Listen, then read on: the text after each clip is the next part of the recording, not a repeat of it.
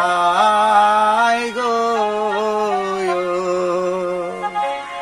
এই যে আর কতেক দূর যাইয়া পদ্মারে, এ পদ্মা সুধায় এ গমন, এই যে শিব বাবার কাছে রে যাইয়া দিল দর্শন, ও কি হায় গো।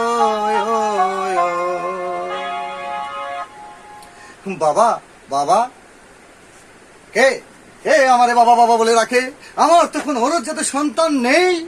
তবে কি তুমি ভুলে গেছো বাবা? হ্যাঁ, আমি ভুলে গেছি। তাহলে তোমাকে আমি মনে করে দিচ্ছি।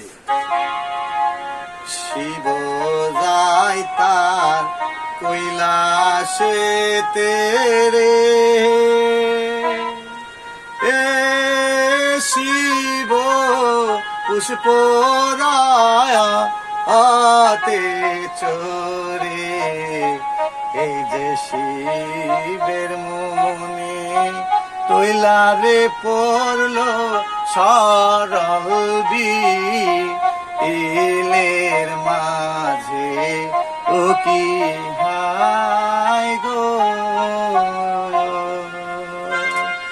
হ্যাঁ হ্যাঁ মা, আমার মনে পড়েছে মা। তবে মা পদ্মা, তুমি লোক সমাজে বের হয়েছ কেন মা? তুমি আসো, এখানে আসো। আমার ওই দক্ষিণ দুয়ারি ফুলের মণ্ডপ ঘরে আমি তোমার রেখে গেলাম, সেখান থেকে তুমি বের হবে না মা।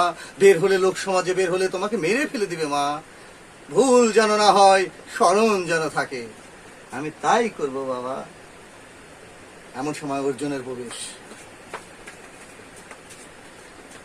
দিদি দিদি দিদি, কি হয়েছে অর্জুন দাদা? দাদা যে সুন্দরী একটা নারী নিয়ে এসছে, তুমি কি তাকে দেখেছ? না তো, না দাদা, দেখিনি তো। কি তুমি কি তারা দেখতে চাও? হ্যাঁ, আমি দেখতে চাই। তবে এক্ষুনি আসো। এই দেখো তোমার এই সুন্দর নারী। ওই পোড়া কপালি, আমার এই সোনার সংসারে আগুন জ্বালাতে এসেছিস? তোকে আমি মারতে মারতে ডান চক করবো কানা, বাম পা করবো খোঁড়া।